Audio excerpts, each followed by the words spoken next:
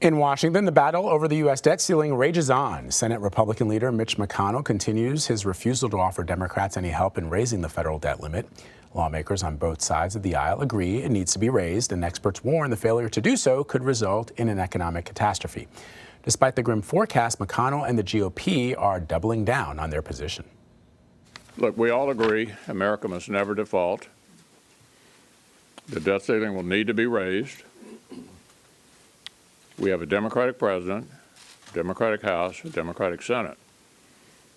They have decided to, with the possible exception of infrastructure, all year long to operate on a partisan basis. So my advice to this Democratic government, the president, the House, and the Senate, don't play Russian roulette with our economy.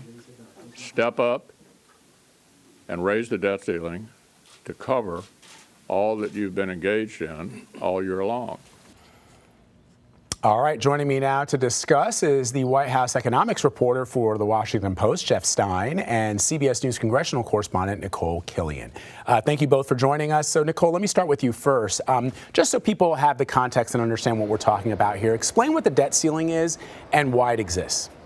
Well, basically, what the debt ceiling is or represents, to just kind of put it in layman's terms, I mean, it's like the country's national credit card, right? So at this point, we're pretty much at the limit. And so the idea is if that limit is not increased or raised, then the United States can't pay its debts and would default, which has never happened in U.S. history. And this is spending that has already occurred. This is not for new spending. And so at this point, the debt limit was suspended back over the summer. And so right now, the projection is that we could hit that limit sometime next month if Congress doesn't act.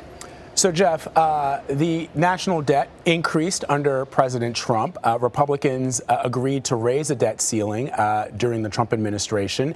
They are balking at doing so now, although they agree it needs to be raised. Explain what the consequences are for not raising the debt ceiling for both the United States and global economies, and how do Republicans justify not doing so in this administration? So the debt ceiling is the maximum amount that the Treasury Department can borrow to pay its obligations. And so when that limit, which was suspended in 2019 up until August of last month, when that expired, Treasury had to resort to extraordinary measures, it's called, basically playing accounting games with the money they do have to pay the existing obligations. What will happen if we do not get this done in time, if Congress does not allow Treasury to borrow more money than it is currently allowed to, or suspend the debt ceiling, as you said correctly, it did 3 times with Republican support under President Trump. What will happen is Treasury will face absolutely devastating choices between, for instance, cutting off Social Security payments to seniors, or potentially even more devastating for international markets, refusing to honor the commitments from bondholders, which would destroy America's credit reputation as the safe haven around the world and could spark a global financial meltdown. Nobody knows what this would look like. The numbers that economists have come up with are really just best guesses, because, again, this is unprecedented in our history. Republican refusal to cooperate here has come under severe criticism. Republicans think that they have a strong political imperative here, given, as the clip pointed out, that McConnell can just say that Democrats control everything. But this is playing with fire.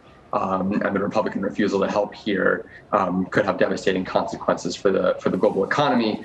Democrats may have the votes to do this on their own. Republicans insist that they do, but doing so could take a lot of time that we may not have, given that the suspension of the debt ceiling expired last month, and Treasury is running out of games to play to keep borrowing money to make our existing obligations come due. Yeah, Jeff, I recall back in 2011 when President Obama faced something similar, and it went down to the wire. I think there was something like just a couple of hours to go before the United States actually raised the debt ceiling. And the math was so sort of wonky that although we averted a default, the United States was downgraded. I remember a couple of ratings agencies downgraded U.S. debt, which had really never happened before.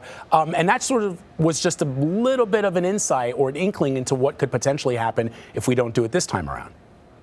It's a great point, because one of the tremendous ironies here is that while Republicans are adamant that what they're concerned about is the nation's $28 trillion debt load, which sounds like a big number, but is really not that much as a share of the economy compared to what it was even during the Great Recession or what it was over the last year when we were really reacting to COVID, and it was the picture was very bleak. But if we do get another credit downgrade, which is looking likelier by the day, what happens is that it becomes more expensive for the U.S. to borrow. So to make up the same amount of government spending is actually much more expensive for U.S. taxpayers. That, in turn, will increase our debt load substantially. Even a modest increase in our credit or a decrease in our credit worthiness could really affect taxpayers, lead to hundreds of billions of dollars in additional borrowing costs. So ironically, this brinksmanship over reducing the debt may actually make the problem worse. So, Nikole, Jeff used the word brinksmanship. I mean, we heard Senator McConnell say that the debt ceiling needs to be raised. What's the game here? I mean, at the end of the day, he understands this. He's been in Washington his whole life. He gets this. Are there concessions that Republicans are looking for? Not at this point. I mean, for months now, Mitch McConnell has made clear that he believes the responsibility lies with Democrats. They run everything, the White House, the House of Representatives, and the Senate. And so especially now, as they're trying to push this $3.5 trillion reconciliation package through, their view is that, this is Democrats' ball of wax to deal with. And so that is the argument that he has been making. Now, Democrats counter that, again, to the point we raised at the top, that we're not talking about new spending here. We're talking about old spending, and much of this spending was racked up under the Trump administration, and that some of this debt is also related to these COVID relief bills that were bipartisan bills that were passed by Congress. So from their view, they do believe that Republicans should have a hand in this. They argue that Republicans have voted to raise the debt limit in the past, and that, this should be a bipartisan vote. That is also the view of the White House as well. But, again, at this point, both sides just continue to stare each other down. So it's really hard to see what resolution there is at this time, if any. And then, of course, you have this government funding bill that is also tied to the debt limit right now. And so Republicans are saying, look, what the one area where they may concede is that they do seem willing to prevent a government shutdown by just passing a clean continuing resolution, which again is a bill to fund the government short term. And so I guess that is one question certainly that we have up on Capitol Hill, whether it will ultimately split off, because we know right now tying them together as it stands now will likely fail in the Senate. So, Jeff, Nikole mentioned the spending that was racked up under President Trump. Republicans then voted to raise the debt ceiling. Question I have is, was it bipartisan? I mean, maybe our viewers may not remember. What was the support from Democrats when Republicans aimed to raise that debt ceiling because of the Trump administration's spending? Yeah, it's true that Democrats are very eager to point this out, that they cooperated and voted for the suspension of the debt ceiling under Trump, which is a decision that Republicans are saying now that they will not negotiate with Democrats to even potentially cooperate on this.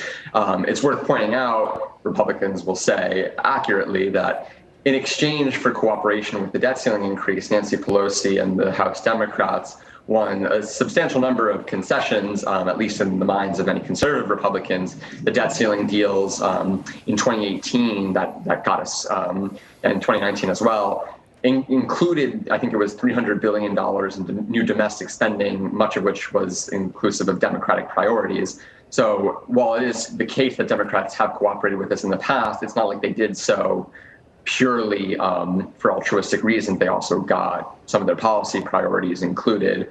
But the point that Nikole made, that you're making about the extent to which this is money that was approved by Republicans is 100% true. I think just very quickly, it's worth pointing out that the debt ceiling is the maximum amount that can be borrowed, right?